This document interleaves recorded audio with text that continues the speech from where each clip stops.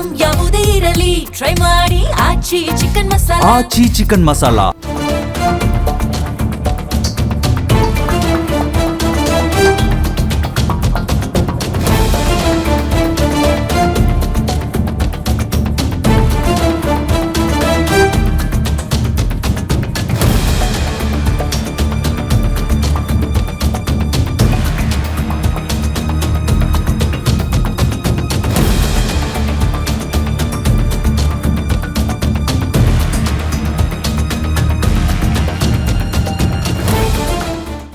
ರಾಜ್ಯದಲ್ಲಿ ಸುದೀರ್ಘ ದಿನಗಳ ಕಾಲ ಸಿಎಂ ಆಗಿ ಅಧಿಕಾರವನ್ನು ನಡೆಸಿದಂತಹ ಸಿಎಂ ಸಿದ್ದರಾಮಯ್ಯನವರು ಇವತ್ತು ಪದತ್ಯಾಗವನ್ನ ಮಾಡ್ತಾ ಇದ್ದಾರೆ. ಅದಕ್ಕಿಂತ ಮುಂಚಿತವಾಗಿ ಸಚಿವರು ಮತ್ತು ಶಾಸಕರುಗಳ ಜೊತೆಗೆ ಉಪಹಾರ ಕೂಟವನ್ನ ಸಹ ಏರ್ಪಡಿಸಿಕೊಂಡಿದ್ರು. ಈಗ ನಮ್ಮ ಜೊತೆಗೆ ಮಾತನಾಡ್ಲಿಕ್ಕೆ ಸಚಿವ ಮಧು ಬಂಗಾರಪ್ಪ ಅವರಿದ್ದಾರೆ. ಅವ್ರನ್ನು ಸಹ ಮಾತಾಡ್ತೀನಿ. ಸರ್, ತಾವು ಉಪಹಾರ ಕೂಟದಲ್ಲಿ ಭಾಗಿಯಾಗಿದ್ರಿ, ಏನೆಲ್ಲ ಚರ್ಚೆ ಆಯ್ತು ಸರ್? ಇಲ್ಲ, ಏನಿಲ್ಲ, ಅವರ ಅನುಭವಗಳನ್ನ, ಅವರು ಪಕ್ಷದಿಂದ ಏನು ಸಹಕಾರ ಕೊಟ್ಟಿದ್ದಾರೆ ಅದ್ರ ಬಗ್ಗೆ ಎಲ್ಲ ಚರ್ಚೆ ಮಾಡಿದ್ರು. ಸ್ವಲ್ಪ ಭಾವನೆ ಇರ್ತದೆ, ಏಕೆಂದರೆ 8 ವರ್ಷ ಅವರು ಮುಖ್ಯಮಂತ್ರಿಗಳಾಗಿ ಅವರ ಕರ್ತವ್ಯನ ನಿಭಾಯಿಸ್ತಕ್ಕಂಥದ್ದು. ಮತ್ತು ಹೈಕಮಾಂಡ್ ಏನು ನಿರ್ಧಾರವನ್ನು ಅವ್ರು ಯಾವತ್ತೂ ಕೂಡ ಹೇಳ್ತಾ ಇದ್ರು, ಹೈಕಮಾಂಡ್ ಏನು ಹೇಳ್ತಾರೆ ಅಂಥೇಳಿ ಅದನ್ನು ಎಲ್ಲರಿಗೂ ಕೂಡ ವಿಚಾರಗಳನ್ನು ಹೇಳಿ ಅಷ್ಟು ವಿಚಾರಗಳನ್ನು ಹೇಳಿದರು.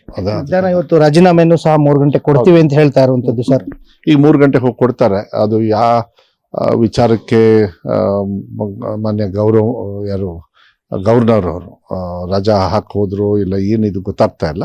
ಅದನ್ನು ಕೂಡ ಚರ್ಚೆ ಮಾಡಿದ್ರು. ಅವ್ರು ಏನೇ ಆದ್ರೂ ನನ್ನ ಡ್ಯೂಟಿನ ನಾನು ಮಾಡಬೇಕಾಗತ್ತೆ, ನಾನು ಹೋಗಿ ಕೊಡ್ತಾ ಇದ್ದೀನಿ ಅಂತ ಹೇಳಿದ್ದಾರೆ. ಅದಾದಮೇಲೆ ಮೋಸ್ಟ್ಲಿ ಮಾನ್ಯ ಮುಖ್ಯಮಂತ್ರಿಗಳು ಡೆಲ್ಲಿಗೆ ಹೋಗ್ತಾರೆ. ಎಲ್ಲ ಲೀಡರ್ಸಿಗೂ ಕೂಡ ಧನ್ಯವಾದಗಳನ್ನು ಹೇಳಲಿಕ್ಕೆ. ಉಪಹಾರ ಕೂಟದ ನಂತರ ಸಾಕಷ್ಟು ಅವರು ಒಡನಾಡಿಯಾಗಿದ್ದಂಥವ್ರು, ಅವ್ರ ಜೂನಿಯರ್ ಆದಂಥ ಸಚಿವರುಗಳು ಎಲ್ಲರೂ ಸಹ ಭಾವುಕರಾಗಿರುವಂಥದ್ದು, ಕಣ್ಣೀರು ಹಾಕ್ತಾ ಇರುವಂಥದ್ದು, ಅವ್ರ ಜೊತೆಗೆ ಒಡನಾಟ ಏನು ಅಂತ? ಇಲ್ಲ, ಹಾಗೆ ಆಗ್ತದಲ್ಲ. ಇನ್ನೂ ಅವರ ಅವಶ್ಯಕತೆ ಇದೆ ಅಂತೇಳಿ ಅಂದ್ಕೊಳ್ಬೇಕಾದ್ರೆ ನಮಗೆಲ್ಲರಿಗೂ ಅನಿಸ್ತಾ ಇದೆ ಅವರ ಅವಶ್ಯಕತೆ ಈ ನಾಡಿಗೂ ಕೂಡ ಇತ್ತು ಎಲ್ಲದು ಅಂತ. ಆದರೆ ಪಕ್ಷದಲ್ಲಿ ಆ ಥರ ತೀರ್ಮಾನ ತಗೊಂಡಾಗ ಅದಕ್ಕೆ ಗೌರವವನ್ನು ಕೊಡಬೇಕಾಗ್ತದೆ. ಯಾಕಂದರೆ ಎಲ್ಲರೂ ಪಕ್ಷದಿಂದನೇ ಇಲ್ಲಿ ಬಂದು ಆ ಸ್ಥಾನವನ್ನು ಅಲಂಕರಿಸಿರ್ತಾರೆ. ನನಗೂ ಆಗ್ಬೇಕಂದ್ರೆ ಪಕ್ಷದಿಂದ ನೀವೊಬ್ಬರು ಸಚಿವ ಆಗಬೇಕು ಅಂತೇಳಿ ಬಂದಿರ್ತದೆ.